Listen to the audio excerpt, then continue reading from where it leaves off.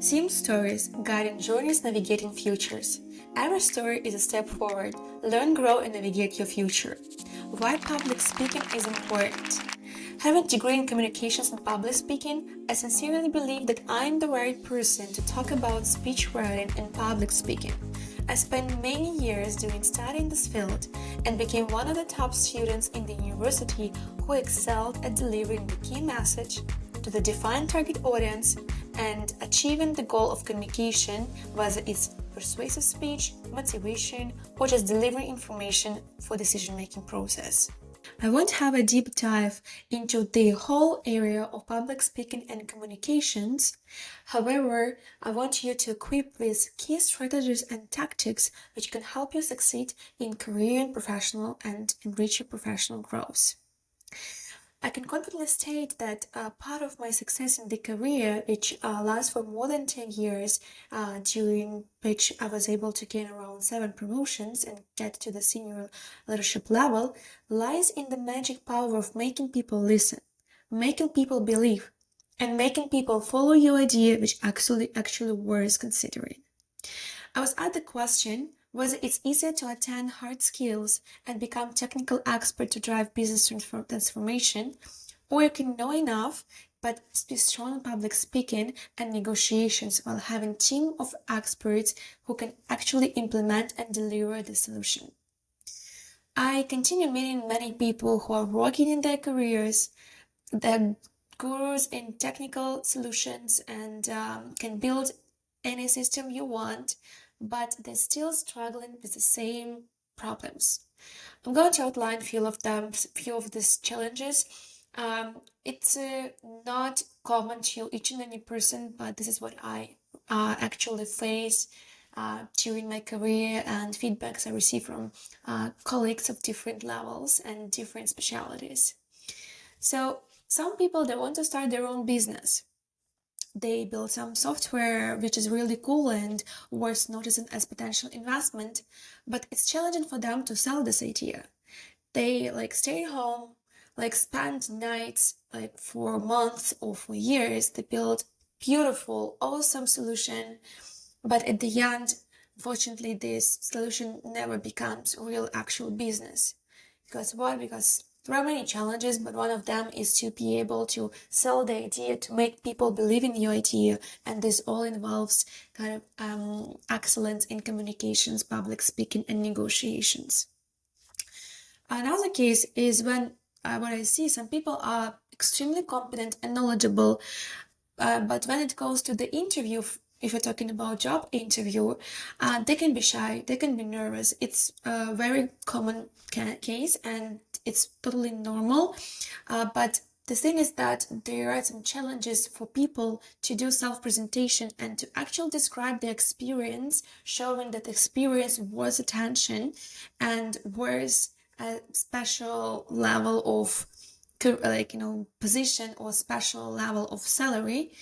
They can describe very important and breakthrough ideas which they were able to implement as something very simple, normal, and basic, not specifying their own contribution into this area. And it's again about public speaking and communications. Another case I want to talk about is about confidence. We keep mentioning that it's very important to be confident when you go and try to pass job interview, or you're applying to the next level in your professional career, or you talk to the clients, or you do any kind of self-presentation or webinar or public speaking, right? But there is negative aspect of this. Some people, they can seem too confident, overconfident, and how it can impact, again, public speaking and communications. What I met in my life and in my career, actually, there were some cases when people, they were too self-confident. They thought that they persuading anyone to believe in what they believe is unnecessary. Having this idea, it's your task, it's your goal to understand me. You either understand me or you go your way and we just choose different paths. So in this situation, people, they don't put extra effort delivering the key message and showing that the idea or experience or solution worth attention. they're like so confident in their talent, or they're confident in their baby project, so they feel that every person must love this and must listen to them and must invest into the solution, or like support them, build partnership, and kind of open the business with them. And last scenario I want to provide, again, this all connected to this idea that public speaking and communication is very important, and we should be very careful like about what we talk about, whom we deliver this message, and in what manner. So some people have issues with self-estimation, and there can be many factors who can lead to the situation. And again, it's very normal, and this is the case which can happen to any person during, like, throughout the life, during any period of life, and there can be some reasons, valid reasons for that. But we are talking about actual like situation objectively. So let's say people who are struggling with self-estimation, they have like low self-estimation. So what it means to their career and growth. So it means that they try to work hard. They always exceed expectations. They always outperform. They always just do hard work, like, in the best way and in the, like, accelerated time, right? But when it goes to their presentation, when they need to show their work result and actually show themselves, like build image for themselves, they always for them it's hard to be noticed and appreciated, because they feel that it's never enough and they don't deserve to be in a better place, they don't deserve to have a better project, they don't deserve to have a better job and better salary. So when reading book Rich Dad, Poor Dad by Robert Kiyosaki, I was really fascinated by the statement. There was a conversation between the main actor in this book, the author, and other woman who was also a book writer. And she was really great at book writing, and she was very talented. However, she didn't have any success, making this book popular and recognizable. And the author of the book, Rich Dad Poor Dad, that reached out to her and tried to help to see how she can succeed in this, how to say, in this area of book selling. And he realized that she's really weak at selling, she's really weak at communications, and she's really weak at positioning her product. And he showed her a book, actually, Rich Dad Poor Dad, and asked just one question: what do you see at the in the cover of this book? And you can see that it's not only the book which costs wealth of knowledge, wealth of impact, and wealth of insights, which also put into this book. But on top of that, you can see that it's best-selling book. Best-selling book, it means that book which sells in the best way, and which is successful at selling. So, and in this conversation is the outcome. The main author, he outlined the key concepts of being successful in any industry, in any period of our lifetime. But sure, in future it may change, but for now, what's important, what actually matters, is to have marketing and sales skills, communication skills, ability to negotiate, and of course be expert in what you do. So finally, let's get started. I'm going to talk about public speaking and speech writing. So before we move forward with strategies and tactics, how to capture attention, how to establish contact, how to build rapport, how to persuade, how to motivate, all these tactics, I just want to start with basics, right? Before you go ahead and rush with information, just throwing information to your audience, just make a pause and make sure that you're actually ready to deliver this speech. So let's define a few important aspects of the speech. Who are they? Do they know you? Is the topic relevant to them?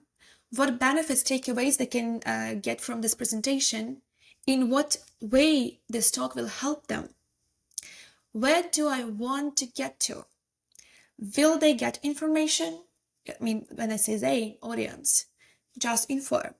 Will they change their mind? You need to persuade. Will they feel particular emotions? Evoke emotional response. And the most important, what do I want them to remember? I did some research on storytelling actually, and had such a big insight why people prefer doing storytelling and why storytelling can be more impactful than just regular public speaking. Is that when you tell a story, you evoke emotional response. And when we evoke any emotion, usually people remember that. It can be any emotion. It can be surprise. It can be like some happiness. It can be even negative emotion. So what people remember is usually associated with emotions. So that's why it's important to think what do you want them, your target audience, to remember. What is the one sentence that could serve as an essence of your talk? You define the sentence and you start with the sentence at the very beginning, then you create red line with the sentence across your speech, and then you wrap it up with this one sentence again. So we are ready right now. We know who are they. We know where do we want to get them to. We know what we want them to remember. Now let's start with introduction. Introduction is it's like short paragraph which should last no more than 90 seconds. In the 90 seconds, you need to cover four main aspects. Who, why, what, and how. Who, you need to introduce yourself. Again, based on the level of knowledge and your actually connection with the audience, you can define the level of information you need to provide them. Whether you'll share your background experience or you'll talk more about your personality or you'll, prove the expertise in the specific field you're going to talk about. But what's important, since we have only 90 seconds, what's important when you introduce yourself, show that you have credibility to talk about that. Show why people should believe you when you deliver this message, why you are the person assigned, appointed to this position to talk about this exact specific topic. Then goes why. Why, again, if we go back to our preparation, we defined sentence which people need to remember, and also we defined what benefits, takeaways people will get from presentation. Then what is it's like a roadmap, right? And usually when we visit some city and we meet with some touristy guide, this person tells you what we're going to do today. They will say, okay, today we're going to visit this cathedral, then we'll go through this road and have a stop in some points with beautiful views. So it's kind of, this person outlined the roadmap, the road we are going to follow during as our journey towards the destination. Same with the speech. So also try to use some visualization techniques and say, we'll start with some introduction, basics of this topic, basics of, software design. If software design is a topic of our, is a topic of our conversation. Then we'll have a deep dive into software design technologies. After that, we'll have some, interaction. I will ask you a few questions, gathering feedback about technologies you use actually, and we wrap it up with some important concepts of the software design. So just show what does it take for your audience to take this journey, and how many steps they need to kind of accomplish before they get to the destination actually. And how it's very optional, abstract, I would say, paragraph in your introductory speech. So how is usually shows the techniques and the some work stuff, saying, hey, the speech won't take no more than 1 hour. So, and at the end of the speech, I'm going to send you the presentation so that you don't need to take notes during the presentation. You'll have all these handouts afterwards, or like you can say, take notes and write down all your questions during my speech, and you'll ask the questions at the very end. So like try to navigate your audience and tell them what they should do during your speech, whether they should ask questions on the go or they should wait for some specific like periods allocated for Q&A, or whether they should write down this information what you're delivering, or they're going to get handouts at the end. And now, strategies and tactics. Establishing contact. How to establish contact. I'm sure you're aware, like unconsciously you're aware how to establish contact. But it's always good to understand which exact tactics that contribute into the strategy of establishing contact. How it may help you. You can establish contact with people you don't know, like, and it's like small talk, and you need to get into the business with them, or you want to build friendship, or you want to get into the partnership. Like any purpose, you really need to establish contact. First tactic is address. If it's official and formal, it's usually ladies and gentlemen, like my colleagues, good gentlemen. If it's all about like casual speech, conversation or email, I would say unofficial, you can say, hey folks, hey my friends, hey my dear, a name. Just mention your name. It's already establishing contact. Next one is gratitude. Thank you very much. I want to thank you for being here. I'm so grateful to see you here. And you can actually play around with this tactic, but it's all about gratitude. Thank you. Then compliment. Compliment is very, I think, well known, and you may say, like, if you reach out to the specific person or a specific group of people, you say you're doing a really excellent job, or you're making high impact on the society, high impact on the company or business. What else, you may ask? I usually provide this example when talking about public speaking, is that when you're delivering some speech, you should speak not at public, but with public. What does it mean? Is interaction, asking questions. And again, to contribute in this establishing contact strategy, we can provide example of the tactic questions. Do you agree? What do you think? It can be even rhetorical questions. Like, you can ask a question and provide answer to this question, or it's like rhetorical is like, of course, the evident answer is yes. But try to ask a question, because when you ask the question, even if this question is not directed at the audience, this question can kind of make people awake somehow, so that like it's kind of natural reaction. Oh, someone asked the question. I need to be like very attentive right now. Also, if to wrap up the topic of establishing contact, I'll provide just a few more examples.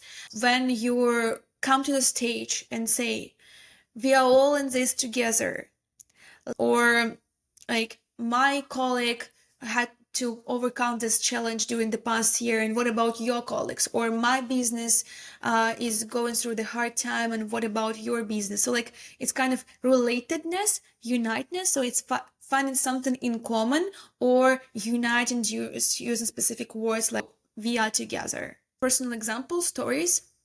And again, it's also about uniting tactic.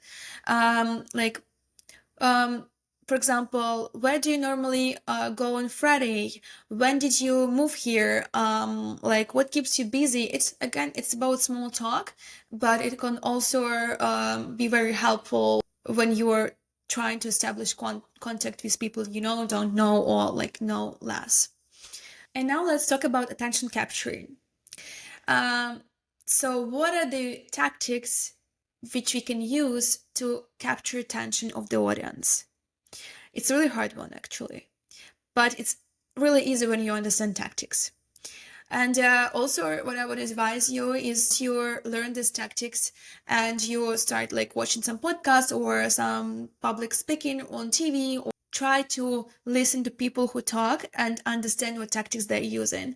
It will be much easier for you to understand them and understand the goal of their speech. Actually, it's kind of inverse, I would say. I usually use these tactics as kind of inverse technique to understand like how people who are doing public speaking want to influence me or persuade me with something, and what they're actually doing with their speech.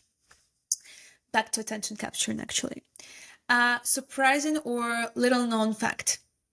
Like, I don't know, when you start your speech, maybe you also noticed some people, especially in the TED Talks or any other kind of huge platform stage, or like even comedy show, people that don't get into the stage and say, "Hello, my name is Katerina. I was born in Belarus, and for the past 10 years, I've been working in tech and doing cybersecurity," all of that. No, you may notice that they jump onto the stage and say like, "Hi, did you know that the past 10 years I spent in tech industry, but 10 years ago I got bachelor's in languages and communications, and I had no idea what I'm doing in tech." So like, just compare this to ways of introduction, and ask yourself what resonated more with you. I mean, in terms of like attention capturing, right? So also what else can help you when you want to capture attention is illustration, like a story. So again, if you go back to the initial part of our strategies, establishing contact and even introduction, I specified that you need to use some illustration. So it's really powerful when you create some image in the mind of the audience. So let's take an example. You're reading the book and you don't see any pictures. When you read the book, you use your own imagination to create some pictures in your head, right? And then you kind of, when you're reading the book, you're living in your own imagination. And I don't know, like, about other people, what sensation they have, but when I read the book and then watch movie, most of the cases I'm disappointed, because like I had my own imagination and now it doesn't match to the actual movie, and movie they usually skip important parts of the books. So, but anyways, it's all about imagination. So visualization and illustration is also kind of tactic of attention capturing. Then another tactic of attention capturing is mystery and promise to disclose it. So we can come up with any kind of mystery. I'm sure that nowadays you have many mysteries, but what you can do is you just jump onto the stage and like add the question, like very contradictory question, and then say, "I'll open your eyes on this." So like, I'm here to disclose this mystery. Another tactics to capture attention is using quotation. For example, Oscar Wilde once said, "Always forgive your enemies. Nothing annoys them so much." Another example is unusual fact. Again, it's about mystery, surprise, unusual fact. It's the same, I would say, group of tactics, but they're all kind of very specific, at the same time very common, I would say. This fact should be proven fact, so it should not be like imaginary fact. It's just unusual. For example, the average person changes careers 5 times during their lifetime. Then you can also use, as we mentioned, quotation, saying, and proverb, provocative statement, and comparison choice. Like you would choose staying in the house and live in suburbs like for the rest of your life, or you prefer living in downtown and enjoying like city life and like connecting with people, networking there, and then continue your kind of conversation if it's related about, like, I don't know, real estate. So comparison, or maybe this way and maybe this way also contributes into the attention capturing strategies. And now it's rapport building. First tactic we already discussed during your introductory speech, when you show yourself as an expert and you're proving your credibility to be assigned to this position to deliver the speech on the specific topic or theme. What else you can use to build rapport? Rapport building is about trust, right? So sometimes it's really hard to build trust like from the 5 minutes, but when you need to deliver some speech and you need to deliver public speech to the big audience, you have only one chance. You have only a few minutes to establish trust, rapport. If you're successful at establishing trust, you're successful at delivering speech. If not, then less chances that people will listen to you, and they can listen to you, but they can listen to you just for the sake of listening, but not for the sake of understanding and taking some actions afterwards or changing their mind. So your speech won't be so impactful as if when you have trust and rapport. How you can build this actually? First thing, show yourself as an expert, right? And prove this by the facts. And rapport building is all about numbers, facts, names, some proven story. And the story should be very well known to other people. First thing, first tactic, state the source of your knowledge. When you provide some data, provide some numbers, names, like provide some research results, state the source of your knowledge. Show like based on the research conducted by the Harvard Business School in 1921, we have these numbers.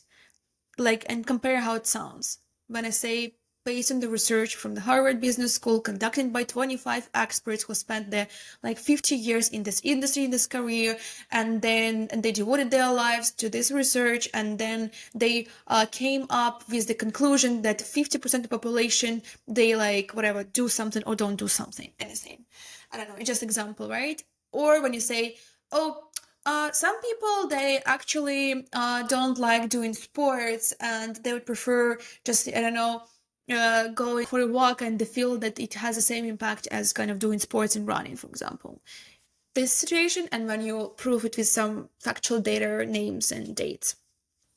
Another tactic which can be used to establish rapport, build trust actually, is very common and simple, but it's dismissed so many times, like so many cases when I see that people don't use this very simple tactic.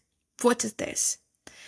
Speaking language, images, motions, and terms that the audience readily understands. I can't recall the exact name of the book or study. Again, see, I can't build a trust and build rapport, but I hope you believe me. That to establish better connection with their audience or build trust with the person, try to take the same position if you have in-person meeting as this person does. I don't know, just actually literally same position. Like look at this person's hands, like legs, posture, and try to take the same position. So the same goes to language and images. Let's say I wanted to deliver some public speech to people like for whom English is not a native language, but I need to deliver it in English, right?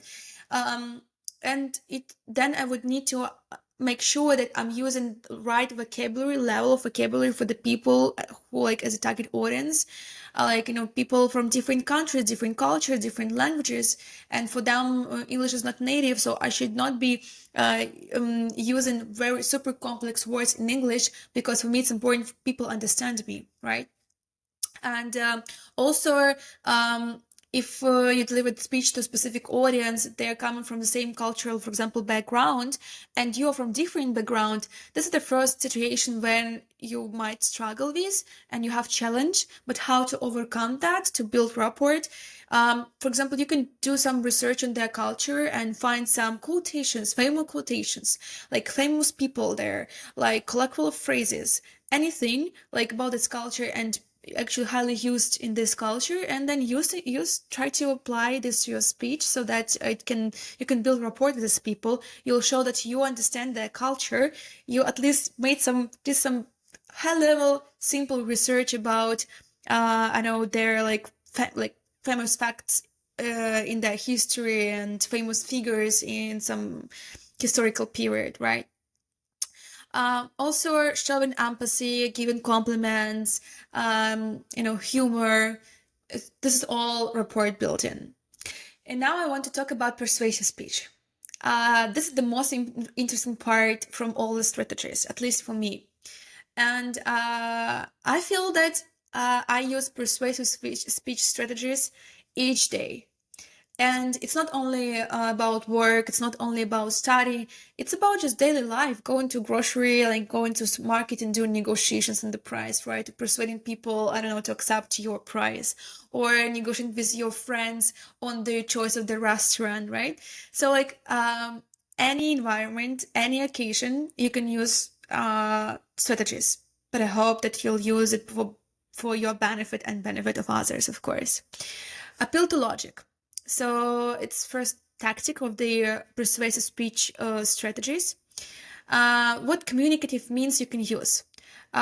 Reason sequence words. For example, first, consequently, summing up, as a result, also fact, proof, persuasive. It's like funny to notice that in persuasive speech, it's important to use persuasive words.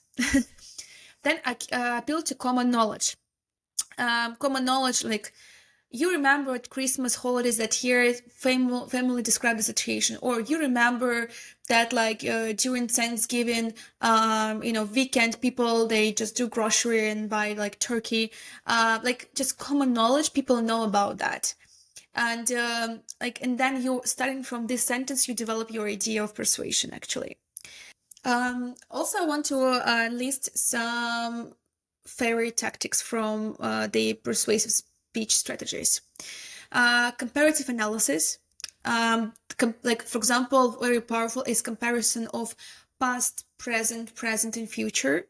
Can be used in persuasion. Like 3 years ago and now, look what happened. Look what's happening now, and imagine what can happen in future in 10 years, where we can meet AI in 10 years versus where we use it right now. Let's say this is an example.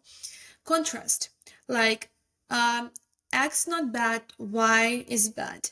Y is good, X not good. So just comparison and contrast, like and you can use actually simple words like real, like which will help you to emphasize this contrast. Yes, no, good, bad. Also repetition. This is like the most commonly used tactics of mine.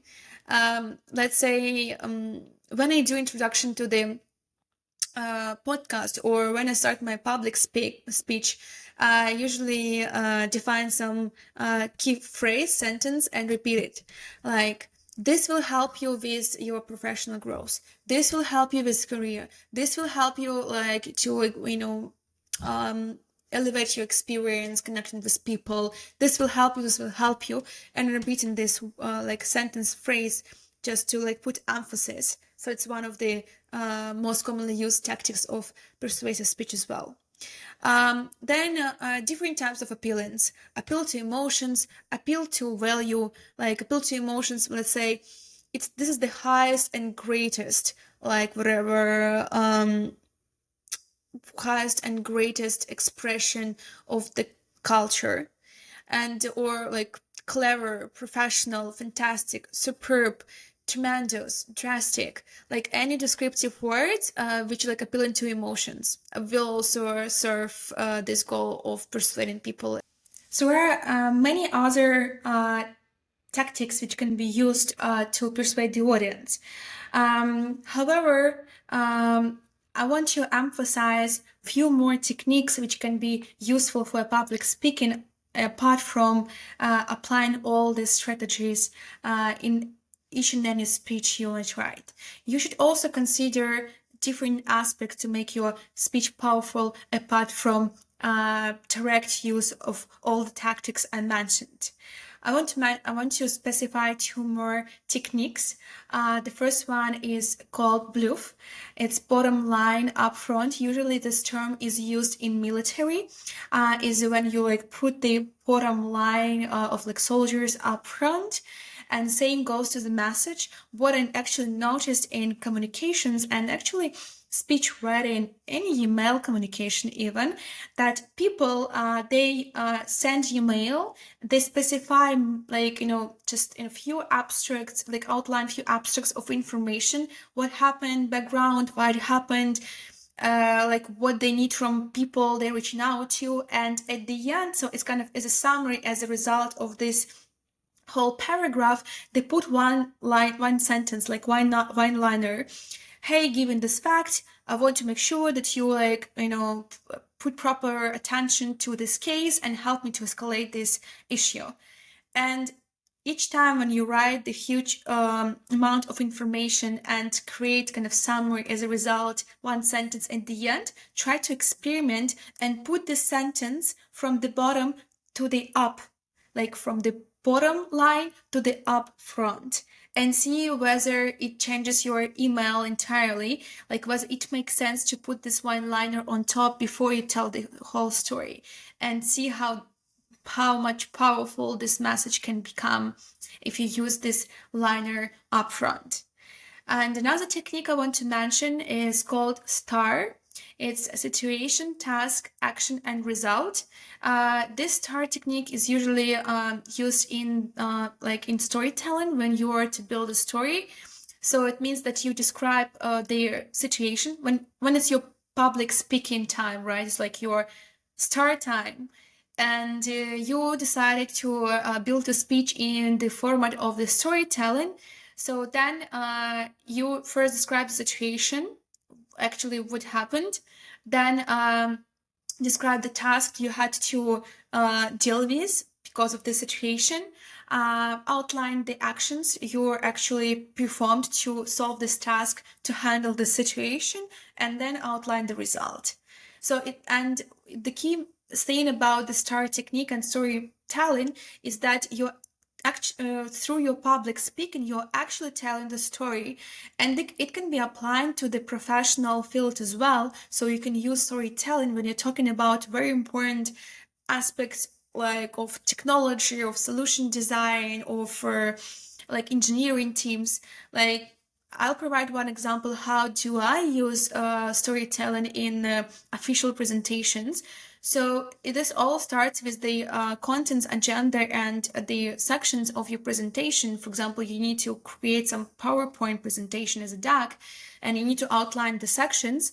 So you can say like first section, summary, second section is their scope baseline, fourth one is third one is problem, fourth one solution, blah blah blah, like very standard sections.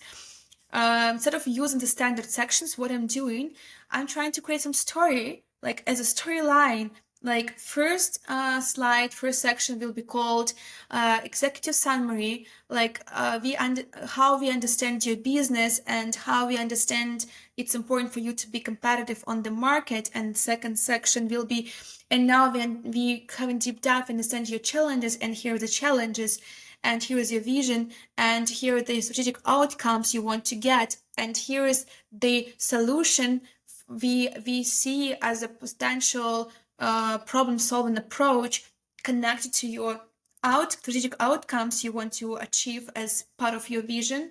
And here is the kind of means we are going to use to achieve this goal and solve the problem. And this all goes like very smoothly as a kind of one sentence story across your presentation, but with very, related and descriptive titles as one story, like each slide section connected. I think that's it what I wanted to talk about today. I'm very grateful that you're still here with me and keeping your attention and finding this conversation very useful, helpful. So again, today we were talking about public speaking, and we covered the main concepts of the public speaking, whether it's persuasive speech, motivation, or just delivering information for decision-making process. This materials, this presentation, this podcast can be useful to any person of any age, of any career title or like industry business operates in, because we deal with communications on daily basis, each day, each week, each month, with each and any person we meet each moment in our life. It was Theme Stories. Learn, grow, and navigate your future. Every story is a step forward. Till the next time.